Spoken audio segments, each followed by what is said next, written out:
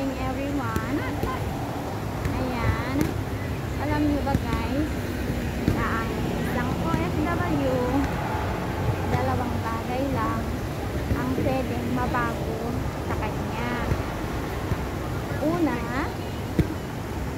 nag-abroad para sa kanyang pamilya. Pangalawa, nag-abroad para bumuo ng bagong pamilya. Yes, kung OFW ka, kung ano ka doon sa nabanggit ko, comment down below. Ayan guys. Just saying, thank you for watching. Hope to see you on my next video.